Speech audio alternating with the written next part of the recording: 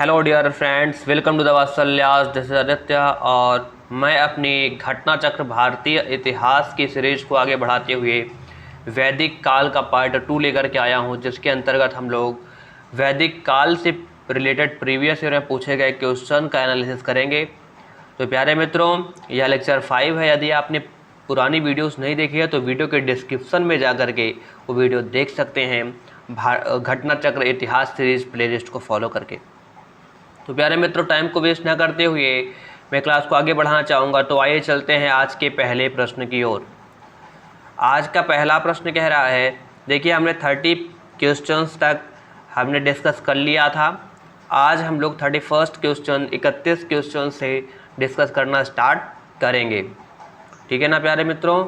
तो आज जो है पहला प्रश्न कह रहा है आपसे 31 नंबर कि सूची 1 को सूची 2 से सुमेलित कीजिए तथा सूचियों के नीचे दिए गए कूट से सही उत्तर का चयन कीजिए। सूची 1 है आपकी वैदिक नदियाँ और सूची 2 है उसका आधुनिक नाम। ठीक है, सूची 1 है वैदिक नदियाँ और सूची 2 है उसका आधुनिक नाम। सूची 1 में ए कुभा, बी परुष्णी, सी सदानीरा, डी शतुद्री दिया हुआ है। और सूची 2 में आधुनिक नाम में पहला नंबर गंडक, दूसरा काबुल, तीसरा रावी, चौथा सतलज दिया हुआ है। तो ऑप्शन आपके नीचे दिए गए हैं ए बी सी डी। यह प्रश्न यूपी पीसीएस प्रीलिम्स 2012 में पूछा गया था। तो फटाफट से बताएं राइट आंसर क्या हो जाएगा। इसका राइट आंसर क्या हो जाएगा, फटाफट से बताएं। मैं कमेंट देख रहा हूँ, कमेंट सेक्शन में जा कर के टाइप करें जो आंसर है ए बी सी डी में। क्वेश्चन नंबर लिखें और आंसर लिखें, फटाफट से बताएं। तो प्यारे मित्रों, जैसा कि मैं आपको बता दूं कि कुभा जो है, कुभा इसका नाम है, आधुनिक नाम काबुल है। ठीक है, परुष्णी का आधुनिक नाम रावी है, सदानीरा का आधुनिक नाम गंडक है और शतुद्री का आधुनिक नाम सतलज है। ठीक है, तो किस में मिल रहा है, किस ऑप्शन में, पहले का दूसरा केवल ऑप्शन बी है। तो राइट आंसर क्या हो जाएगा, ऑप्शन बी। याद रख लीजिएगा, कुभा का आधुनिक नाम काबुल है, परुष्णी का रावी है, सदानीरा गंडक और शतुद्री सतलज नदी के नाम से जानी जाती है। ये सभी वैदिक नदियां हैं, इसके आधुनिक नाम है। इसे नोट डाउन कर लीजिएगा, यह प्रश्न पूछा जा सकता है आगामी परीक्षाओं में। अगला प्रश्न है, निम्नलिखित में से कौन सी प्रथा चतुष्टय वेदोत्तर काल में प्रचलित हुई। कह रहा है कौन सी प्रथा चतुष्टय वेदोत्तर काल में, यानी कि वैदिक काल नहीं, वेदोत्तर काल, वैदिक का उत्तर काल में प्रचलित हुई है। बताइए। ऑप्शन ए धर्म अर्थ काम मोक्ष, ऑप्शन बी ब्राह्मण क्षत्रिय वैश्य शूद्र, ऑप्शन सी ब्रह्मचार्य गृहस्थाश्रम वानप्रस्थ संन्यास, ऑप्शन डी इंद्र सूर्य रुद्र मारुत। यह प्रश्न आईएएस प्रीलिम्स 1994 में पूछा गया था। फटाफट से बताएं राइट आंसर क्या हो जाएगा। मैं कमेंट बॉक्स में देख रहा हूं, कमेंट बॉक्स में फटाफट से राइट आंसर टाइप करें, क्वेश्चन नंबर लिखें और आंसर लिखें। फटाफट से बताएं राइट आंसर क्या हो जाएगा प्यारे दोस्तों। राइट आंसर है ऑप्शन ए और ऑप्शन सी, दोनों हो जाएगा। आपको बता दें कि धर्म अर्थ काम मोक्ष ये सब वैदिक काल में नहीं थे, बल्कि इनका प्रथम बार वर्णन उपनिषद में आया। इसी प्रकार जो ब्रह्मचार्य गृहस्थाश्रम वानप्रस्थ और संन्यास यानी कि जो आश्रम की बात कही गई है वो भी उत्तर वैदिक काल में अस्तित्व में आई। अगला प्रश्न है, धर्म तथा ऋत भारत की प्राचीन वैदिक सभ्यता के एक केंद्रीय विचार को चित्रित करते हैं। इस संदर्भ में निम्नलिखित कथनों पर विचार कीजिए। पहला कथन है, धर्म व्यक्ति के दायित्वों एवं स्वयं तथा दूसरों के प्रति व्यक्तिगत कर्तव्यों का संकल्पना है। क्या कह रहा है, धर्म व्यक्ति के दायित्वों एवं स्वयं तथा दूसरों के प्रति व्यक्तिगत कर्तव्य की संकल्पना है। और दूसरा कथन है, ऋत मूलभूत नैतिक विधान था जो सृष्टि और उसमें अंतर्निहित सारे तत्वों के क्रियाकलापों को संचालित करता था। और फिर कह रहा है कि उपर्युक्त में से कौन सा या कौन से कथन सही है या हैं। ऑप्शन ए केवल 1 सही, ऑप्शन बी केवल 2 सही, ऑप्शन सी 1 और 3 सही, ऑप्शन डी ना तो 1 और ना ही 3 सही। यह प्रश्न IAS प्रीलिम्स 2011 में पूछा गया था। फटाफट से बताएं राइट आंसर क्या हो जाएगा प्यारे दोस्तों, फटाफट से बताएं, मैं कमेंट बॉक्स में देख रहा हूँ। राइट आंसर हो जाएगा ऑप्शन सी 1 और 2 दोनों सही है, ठीक है ना। वैदिक सभ्यता के केंद्रीय विचार को चित्रित करते हैं दोनों, ठीक है। आपको बता दें कि वरुण देवता को वैदिक सभ्यता में नैतिक व्यवस्था का प्रधान माना जाता था, ठीक है। वरुण देवता को वैदिक सभ्यता में नैतिक व्यवस्था का प्रधान माना जाता था, और यही कारण है कि जो आपके वरुण देवता हैं इन्हें ऋतस्य गोपा भी कहा गया है। क्या कहा गया है? ऋतस्य गोपा भी कहा गया है, याद रखिएगा, ऋतस्य गोपा भी कहा गया है। अगला प्रश्न है, भारतीय संस्कृति के अंतर्गत ऋत का अर्थ है ऑप्शन ए प्राकृतिक नियम, ऑप्शन बी कृत्रिम नियम, ऑप्शन सी मानवीय नियम, ऑप्शन डी सामाजिक नियम, ऑप्शन इनमें से कोई नहीं। यह प्रश्न छत्तीसगढ़ PCS 2016 में पूछा गया था।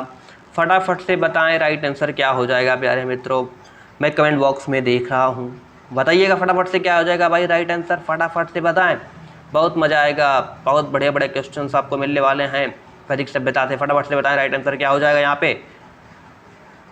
देखिए इसका राइट आंसर है ऑप्शन ए प्राकृतिक नियम, ठीक है ना। प्राकृतिक नियम, ऋत का अर्थ मतलब होता है प्राकृतिक नियम होता है, ठीक है ना, याद रखिएगा प्यारे मित्रों। कुछ आवश्यक जानकारी आपको बताएं। देखिए होता क्या है कि ऋग्वेद में हमें धर्म के अतिरिक्त ऋत शब्द मिलता है, ठीक है। और सभी देवताओं के संबंध में, जितने भी देवता हैं उनके संबंध में ऋत विश्व की नैतिक एवं भौतिक व्यवस्था से माना गया है।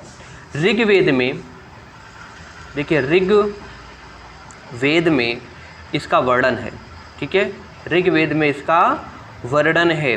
सृष्टि आदि के सर्वप्रथम जो सृष्टि थी, हमारी जो सृष्टि है उसके आदि के प्रथम, आदि में सर्वप्रथम, सृष्टि में सर्वप्रथम सृष्टि में सर्वप्रथम ऋत की उत्पत्ति हुई थी।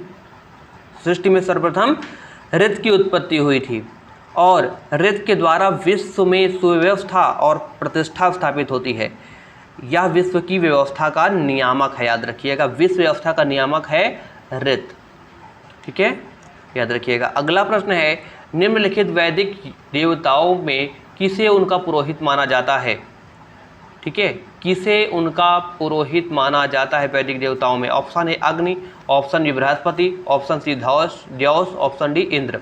यह प्रश्न यूपी PCS मेंस 2013 में पूछा गया था। फटाफट से बताएं राइट आंसर क्या हो जाएगा, मैं कमेंट बॉक्स में देख रहा हूँ, याद रखिएगा कमेंट बॉक्स में आपको कमेंट करना है, फटाफट से कमेंट करते रहें प्यारे मित्रों, बेहतर तरीके से चीज़ों को समझते रहें। ये आपका जो है वैदिक सभ्यता से जितने भी प्रश्न पूछे गए हैं एग्जाम प्रीवियस ईयर में, सारे क्वेश्चंस आपके सामने लाए जाएंगे। फटाफट से बताएं राइट आंसर क्या हो जाएगा। देखिए इसका राइट आंसर है ऑप्शन बी बृहस्पति। बृहस्पति को वैदिक देवताओं में उनका पुरोहित माना जाता था, याद रखिएगा। अगला प्रश्न है, निम्नलिखित में से कौन सी ब्रह्मवादिनी थी जिसे कुछ वेद मंत्रों की रचना की थी। निम्नलिखित में कौन सी वह ब्रह्मवादिनी थी जिसने वेद मंत्रों की रचना की थी। Option A Lopamudra, option B Gargi, option C Lilavati, option D Savitri. यह प्रश्न IAS प्रीलिम्स 1995 में पूछा गया था। कब पूछा गया था? 1995 में यह प्रश्न पूछा गया था। फटाफट से बताएं राइट आंसर क्या हो जाएगा प्यारे भाइयों, जल्दी से बताएं, मैं कमेंट बॉक्स में देख रहा हूँ। इसका राइट आंसर है ऑप्शन ए लोपामुद्रा। याद रखिएगा, लोपामुद्रा ब्रह्मवादिनी थी जिन्होंने वेद मंत्रों की रचना की। यही नहीं, आपको बता दें कि वैदिक काल में कई विदुषी स्त्रियों का उल्लेख है जिन्होंने वेद मंत्रों की रचना की थी। उनमें कौन कौन सी थी? अपाला थी, याद रखिएगा, अपाला थी, घोषा थी, अपाला, घोषा, लोपामुद्रा, ठीक है, विश्ववारा। और आपको बता दें कि लोपामुद्रा थी ये अगस्त ऋषि की पत्नी थी। क्या थी? अगस्त ऋषि की पत्नी थी। इन्होंने वेद मंत्रों की रचना की थी। अगला प्रश्न है, वैदिक काल में निष्क शब्द का प्रयोग एक आभूषण के लिए होता था, किंतु परवर्ती काल में उसका प्रयोग इस अर्थ में हुआ। ऑप्शन ए शस्त्र, ऑप्शन बी कृषि औजार, ऑप्शन सी लिपि, ऑप्शन डी सिक्का। IAS प्रीलिम्स 1993 में यह प्रश्न पूछा गया है। फटाफट से बताएं राइट आंसर क्या हो जाएगा। निष्क शब्द का प्रयोग पहले आभूषण के लिए होता था, ठीक है, ऋग्वैदिक काल में। बाद में यह किसके लिए प्रयोग होने लगा, बताइए फटाफट से राइट आंसर दीजिए, क्या हो जाएगा राइट आंसर, फटाफट से बताएं राइट आंसर क्या हो जाएगा भाइयों। यह प्रश्न IAS प्रीलिम्स 1993 में पूछा गया था। मैं कमेंट बॉक्स में देख रहा हूं, फटाफट से बताएं राइट आंसर क्या हो जाएगा, फटाफट से बताएं भाई राइट आंसर क्या हो जाएगा। देखिए राइट आंसर है ऑप्शन डी सिक्का, ठीक है। वैदिक काल में निष्क शब्द का प्रयोग हार के लिए किया जाता था, ठीक है, हार के लिए, सोने के हार के लिए किया जाता था, और बाद में सिक्का का प्रचलन हुआ तो सिक्के को निष्क कहा गया, ठीक है। अगला प्रश्न है ऋग्वैदिक काल में निष्क किस अंग का आभूषण था। ऑप्शन ए कान का, ऑप्शन बी गला का, ऑप्शन सी बाहु का, ऑप्शन डी कलाई का। यह प्रश्न यूपी पीसीएस मेंस 2007 में पूछा गया था। फटाफट से बताएं राइट आंसर क्या हो जाएगा। अभी भी मैंने इसकी चर्चा भी की थी, कमेंट बॉक्स में तुरंत आंसर आना चाहिए, बताएं। देखिए राइट आंसर है ऑप्शन बी गला का। अभी मैंने आपको बताया था कि निष्क गले में पहना जाता था, यह एक हार का नाम होता था, ठीक है ना, हार था, और साथ ही निष्क जो है वैदिक काल में विनिमय का एक माध्यम भी था। निष्क, अब निष्क बताया नहीं आपको, निष्क क्या, बाद में निष्क नामक निष्क सिक्का को कहा जाता था, और पहले गले के हार को। अगला प्रश्न है प्राचीन भारत में निशाका जाने जाते थे। ऑप्शन ए स्वर्णाभूषण, ऑप्शन बी गायें, ऑप्शन सी तांबे के सिक्के, ऑप्शन डी चांदी के सिक्के। यह प्रश्न यूपी पीसीएस प्रीलिम्स 2015 में पूछा गया, सॉरी यूपी पीसीएस प्रीलिम्स 2005 में यह प्रश्न पूछा गया था। फटाफट से बताएं राइट आंसर क्या हो जाएगा। निशाका जाने जाते थे, फटाफट से बताएं राइट आंसर क्या हो जाएगा। राइट आंसर है ऑप्शन ए स्वर्ण आभूषण। याद रखिएगा स्वर्ण आभूषण को प्राचीन भारत में निशाका जाने जाते थे स्वर्ण आभूषण। आपको बता दें कि बौद्ध जातक में 3 प्रकार के स्वर्ण सिक्कों का उल्लेख है। कितने प्रकार के, 3 प्रकार के स्वर्ण सिक्कों का उल्लेख है। प्रथम जो क्रम में पहला जो क्रम है वो है आपका निशाका, पहला निशाका है, ठीक है, या जिसे हम कहते हैं निष्क। अभी हमने जो पढ़ा था निष्क, निशाका या निष्क प्रकार के, मतलब वो आपके आभूषण स्वर्ण सिक्के। दूसरे क्रम में सुवर्ण आता था, सुवर्ण आता था, और तीसरे क्रम की बात यदि मैं करूं तो तीसरे क्रम में मशाका आता था। याद रखिएगा पहला क्या है, नशाका है, निष्क है, दूसरा है आपका सुवर्ण, तीसरा है मशाका, ठीक है, ये आते थे। और सबसे अगर मूल्य की दृष्टि में बात करूं मैं इसमें, मूल्य की दृष्टि में तो सबसे निम्न और सबसे निम्न की बात करें और निशाका सबसे उच्च होती थी, ठीक है, सबसे निम्न मशाका, सबसे निम्न मशाका और सबसे उच्च निष्क या निशाका हुआ करता था, ठीक है। अगला प्रश्न है बोगस कोई महत्वपूर्ण है क्योंकि। ऑप्शन ए यह मध्य एशिया एवं तिब्बत के मध्य एक महत्वपूर्ण व्यापारिक केंद्र था। ऑप्शन बी यहाँ से प्राप्त अभिलेखों में वैदिक देवताओं एवं देवियों का नामोल्लेख होता है। ऑप्शन सी वेद के मूल ग्रंथों की यहाँ रचना हुई। ऑप्शन डी उपयुक्त में से कोई नहीं। यह प्रश्न यूपी पीसीएस प्रीलिम्स 1996 और बीपीएससी प्रीलिम्स एग्जामिनेशन 1994 में पूछा गया था। तो फटाफट से बताएं राइट आंसर क्या हो जाएगा। देखिए फटाफट से बताएं, मैं कमेंट बॉक्स में देख रहा हूं प्यारे मित्रों। राइट आंसर है ऑप्शन बी बोगस गोई। क्यों महत्वपूर्ण है, क्योंकि यहाँ से प्राप्त अभिलेखों में वैदिक देवताओं एवं देवियों का नामोल्लेख मिलता है, ठीक है। आपको बता दें कि बोगस कोई अभिलेख 14वीं शताब्दी ईसा पूर्व, 14वीं शताब्दी ईसा पूर्व, 14वीं शताब्दी ईसा पूर्व में अभिलेख, बोगस कोई अभिलेख में ऋग्वैदिक काल में देवताओं, कौन कौन से देवता, इंद्र, वरुण, मित्र और नासत्य का उल्लेख मिलता है। मित्र वरुण, इंद्र और नासत्य का उल्लेख मिलता है, ठीक है। तो इन सारी चीज़ों से हमें क्या ज्ञात होता है, इन सारी चीज़ों से हमें ज्ञात होता है कि आर्य ईरान से होकर भारत में आए होंगे, ठीक है।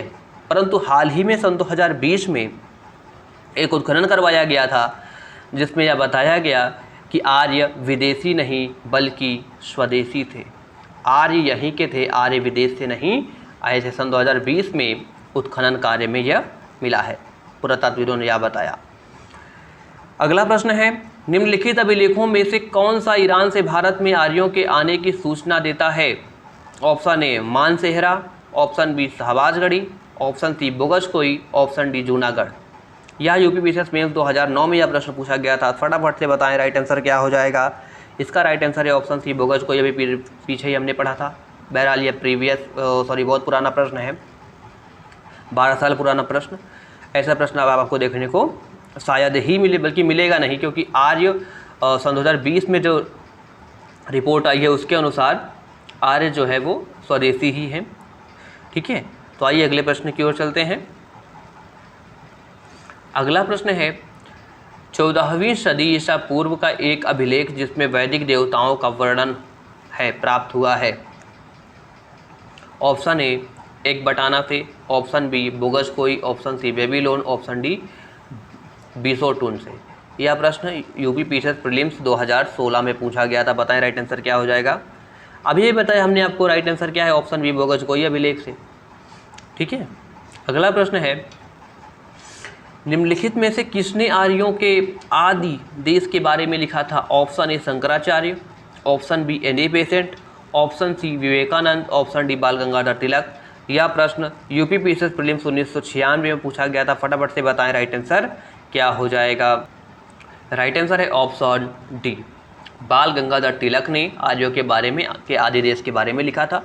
परंतु जो इतिहासकार हैं, इतिहासकार इसे मान्य नहीं मानते। ठीक, इतिहासकार जो हैं, इतिहासकारों की दृष्टि में यह मान्य नहीं है, और हाल फिलहाल में तो बिल्कुल भी मान्य अब नहीं रह गया। ठीक है, क्योंकि अब यह परिपुष्ट हो गया है कि आर्य स्वदेशी है।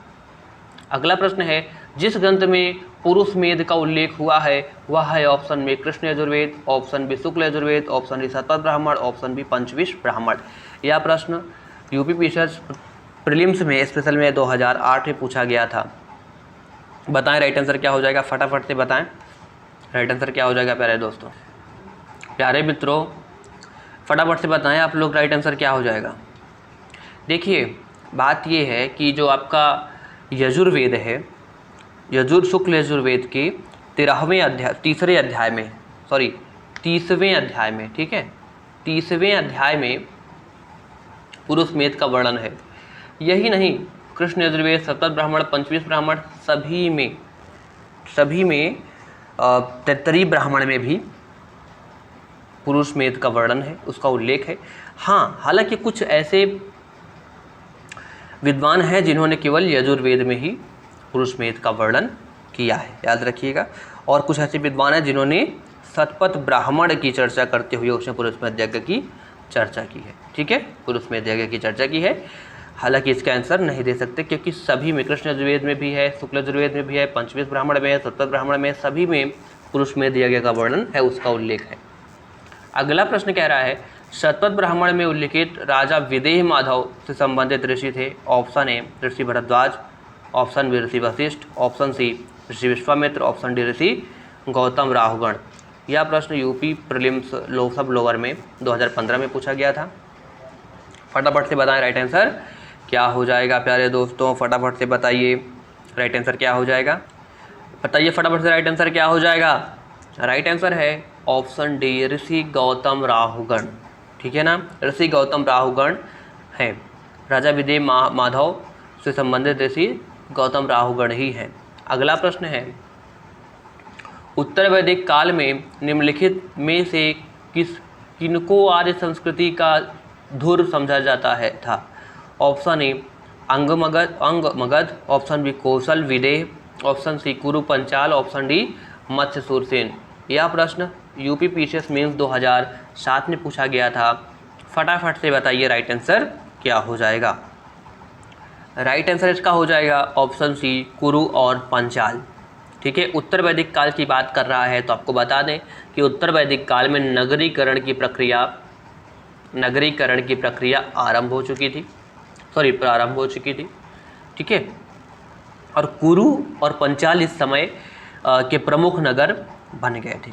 ये नगर जो है कुरु और पंचाल, ये आर्य संस्कृति का धूर समझा जाता है, इसे हब माना जाता है। ठीक है, ये सब हब बन गए थे ये दोनों, कुरु और पंचाल। अगला प्रश्न है, गोत्र शब्द का सर्वप्रथम प्रयोग हुआ था।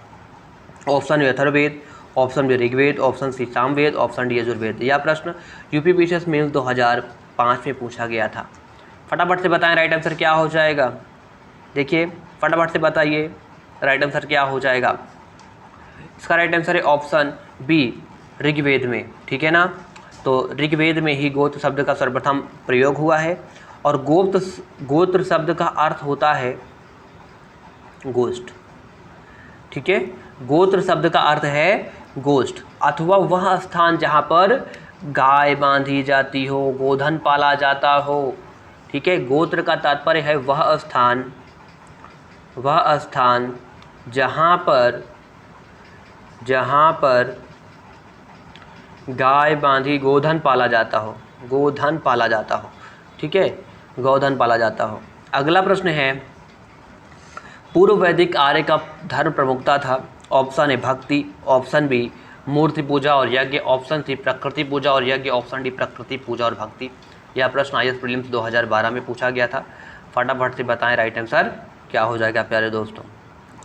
राइट आंसर इसका है ऑप्शन सी प्रकृति पूजा और यज्ञ। ठीक है, पूर्व वैदिक आर्यों का प्रमुखता धर्म था प्रकृति पूजा और यज्ञ, याद रखिएगा। और भक्ति और मूर्ति पूजा की बात करें तो ये आपका मौर्योत्तर काल में अस्तित्व में आया था। कब आया था? मौर्योत्तर काल में अस्तित्व में आया था। अगला प्रश्न है, ऋग्वेद काल में जनता निम्न में से मुख्यतः किसमें विश्वास करती थी? ऑप्शन ए मूर्ति पूजा, ऑप्शन बी एकेश्वरवाद, ऑप्शन सी देवी पूजा, ऑप्शन डी बलि एवं कर्मकांड। यह प्रश्न यूपी पीसीएस प्रीलिम्स 1993 में पूछा गया था। फटाफट से बताएं आप राइट आंसर क्या हो जाएगा प्यारे दोस्तों। फटाफट से बताएं राइट आंसर क्या हो जाएगा। मैं कमेंट बॉक्स में देख रहा हूं, फटाफट से बताइए राइट आंसर क्या हो जाएगा। ठीक है, तो इसका जो राइट आंसर है वो है आपका ऑप्शन डी बलि एवं कर्मकांड पर। ठीक है, बलि एवं कर्मकांड पर निम्न जो जनता थी वो मुख्यतः विश्वास करती थी, याद रखिएगा। ठीक है ना, याद रखिएगा। अगला प्रश्न है, प्रसिद्ध 10 राजाओं का युद्ध किस नदी के तट पर हुआ था? ऑप्शन ए गंगा नदी, ऑप्शन बी ब्रह्मपुत्र नदी, ऑप्शन सी कावेरी नदी, ऑप्शन डी परुष्णी नदी। यह प्रश्न BPSC prelims examination 42 BPSC prelims examination 1997 में पूछा गया था। फटाफट से बताएं राइट आंसर क्या हो जाएगा। प्यारे मित्रों, इसका जो राइट आंसर है वो है आपका ऑप्शन डी परुष्णी नदी, या कहा जाता है इसे रावी नदी। इस नदी के तट पर 10 राजाओं का युद्ध हुआ था, याद रखिएगा। 10 राजाओं का युद्ध हुआ था और जिसमें भरतों के राजा सुजास की विजय हुई थी। भरतों के राजा सुजास की विजय हुई थी, याद रखिएगा। अगला प्रश्न है, ऋग्वेद में उल्लिखित प्रसिद्ध 10 राजाओं का युद्ध किस नदी के किनारे लड़ा गया था? Option A Parushni, option B Saraswati, option C Vipasha, option D Askini. Right answer क्या हो जाएगा? ऑप्शन ए परुष्णी नदी के तट पर या रावी नदी के तट पर। ठीक है ना, आइए अगले प्रश्न की ओर चलते हैं। अगला प्रश्न है, निम्नलिखित में से किस नदी को ऋग्वेद में मातेतमा, देवीतमा एवं नदीतमा संबोधित किया गया है? Option A Sindhu, option B Saraswati, option C Vitasta, option D Yamuna. फटाफट से बताएं, यह प्रश्न यूपी पीसीएस मेंस 2008 में पूछा गया था। राइट आंसर क्या हो जाएगा? फटाफट से बताइए राइट आंसर क्या हो जाएगा प्यारे दोस्तों। इसका जो राइट आंसर है वो है ऑप्शन बी सरस्वती। ठीक है, तो ऋग्वेद में सरस्वती नदी को गोमाता, देवी मतलब तमा, मातेतमा और नदीतमा से संबोधित किया गया है। और सबसे अच्छी माँ, इसका अर्थ होता है, देखिए, मातेतमा मतलब सबसे अच्छी माँ, मातेत्वा मतलब सबसे अच्छी माँ, देवीत्वा मतलब सबसे अच्छी देवी, और नदीत्वा का मतलब है सबसे अच्छी नदी, याद रखिएगा। मातेत्वा का मतलब है सबसे अच्छी माँ, देवीत्वा का मतलब है सबसे अच्छी देवी, और नदीतमा का मतलब है सबसे अच्छी नदी। अगला प्रश्न है, उस जनजाति का नाम बतलाइए जो ऋग्वैदिक आर्यों के पंचजन से संबंधित नहीं है। Option A Yadu, option B Puru, option C Turvasu, option D Kikat. यह प्रश्न यूपी पीसीएस मेंस 2009 में पूछा गया था। फटाफट से बताएं राइट आंसर क्या हो जाएगा प्यारे दोस्तों, जल्दी से बताइए, फटाफट से बताएं राइट आंसर क्या हो जाएगा। देखिए इसका जो राइट आंसर है वो है ऑप्शन डी कीकट। ठीक है, आपको बता दें कि ऋग्वैदिक आर्यों में पंचजनों में कौन कौन सी नदियाँ थीं, तो युदु, पुरु, युदु थी, पुरु थी, तुर्वसु थी। ठीक है, युदु, पुरु, तुर्वसु, अनु और द्रुहु, अनु और द्रुहु, द्रुहु। ठीक है, द्रुहु ये थी। अगला प्रश्न है, प्राचीन काल में आर्यों के जीविकोपार्जन का मुख्य साधन था। ऑप्शन ए कृषि, ऑप्शन बी शिकार, ऑप्शन डी शिल्पकर्म, ऑप्शन डी व्यापार। यह प्रश्न यूपी पीसीएस प्रीलिम्स 1993 में पूछा गया था। फटाफट से बताइए राइट आंसर क्या हो जाएगा, तुरंत बताएं, ज़्यादा टाइम नहीं है, फटाफट से बताएं प्यारे दोस्तों राइट आंसर क्या हो जाएगा, क्या हो जाएगा राइट आंसर, फटाफट से बताइए आप लोग। ठीक है, जीविकोपार्जन का मुख्य साधन था, बताइए कृषि था, शिकार था, शिल्पकर्म था या व्यापार था, फटाफट से बताएं राइट आंसर क्या हो जाएगा। इसका राइट आंसर है ऑप्शन ए कृषि। प्राचीन काल में आर्यों के जीविकोपार्जन का मुख्य साधन क्या था, कृषि था। ठीक है, कृषि और पशुपालन संस्कृति था, कृषि और पशुपालन था, याद रखिएगा। अगला प्रश्न है, ऋग्वेद में उल्लिखित यव शब्द किस कृषि उत्पाद हेतु प्रयुक्त हुआ किया गया है। ऑप्शन ए जौ, ऑप्शन बी गन्ना, ऑप्शन सी चावल, ऑप्शन डी गेहूँ। यह प्रश्न यूपी पीसीएस मेंस 2008 में पूछा गया था। फटाफट से बताइए राइट आंसर क्या हो जाएगा, तुरंत बताएं प्यारे दोस्तों राइट आंसर क्या हो जाएगा। ठीक है, राइट आंसर है ऑप्शन ए जौ। ठीक है, जौ को ऋग्वेद में यव शब्द से उल्लिखित या प्रयुक्त किया गया है। ठीक है, अगला प्रश्न है, ऋग्वैदिक पणि किस वर्ग के नागरिक थे। ऋग्वैदिक पणि किस वर्ग के नागरिक थे। ऑप्शन ए पुरोहित, ऑप्शन बी लोहार, ऑप्शन सी स्वर्णकार, ऑप्शन डी व्यापारी। यह प्रश्न प्रीलिम्स एमपी पीसीएस प्रीलिम्स 2019 से पूछा गया था। फटाफट से बताइए राइट आंसर क्या हो जाएगा। पणि किस वर्ग के नागरिक थे, बताइए फटाफट से। आपको बता दें इसका राइट आंसर है ऑप्शन डी व्यापारी। क्या है, डी व्यापारी है। ठीक है ना, व्यापार वाणिज्य प्रधानतः पणि लोग करते थे। व्यापार वाणिज्य कौन करते थे, पणि लोग करते थे। ठीक है, तो व्यापारी जो है वो आपके पणि कहलाते थे। जो ऋग्वेद में पणि शब्द का उल्लेख कई स्थानों पर हुआ है, याद रखिएगा। और पणि जो है वो ऋण देते थे, क्योंकि ये व्यापारी थे तो ये क्या करते थे, ऋण देते थे। पणि जो है ऋण देने वाले होते थे और ब्याज जो है ये बहुत अधिक लेते थे।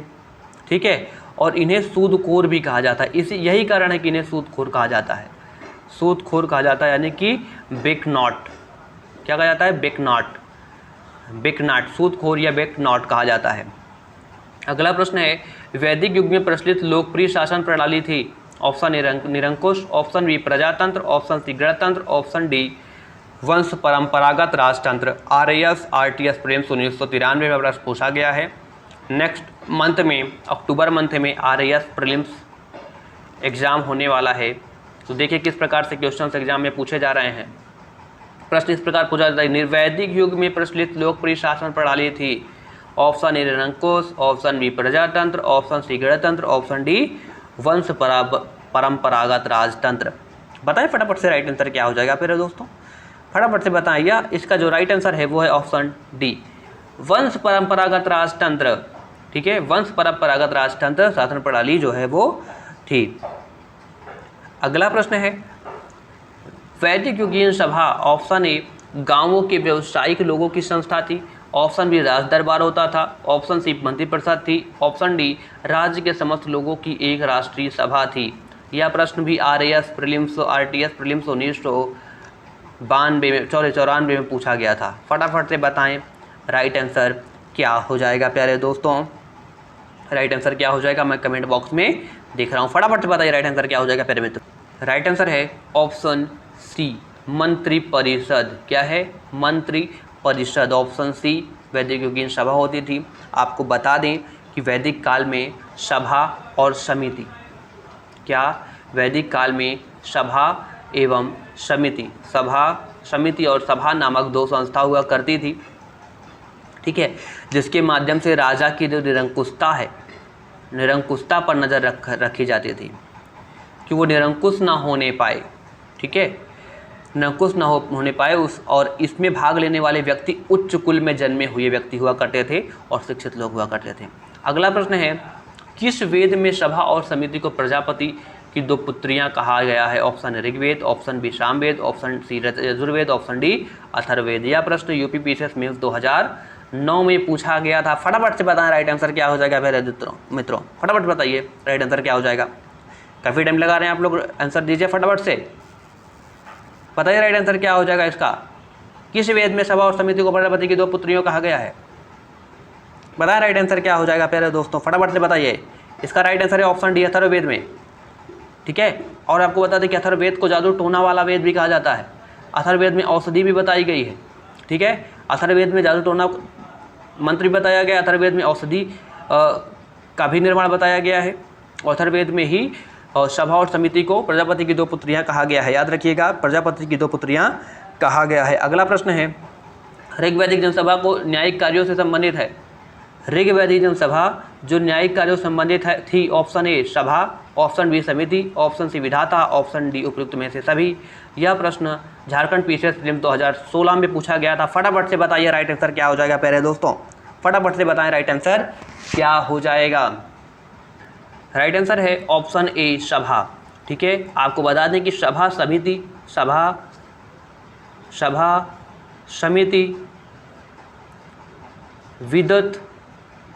विदत सभा समिति विदत ये सब ऋग्वैदिक कालीन जनतांत्रिक संस्थाएं थी, ठीक है। और इन संस्थाओं में सभा न्यायिक कार्यों से संबंधित होती थी।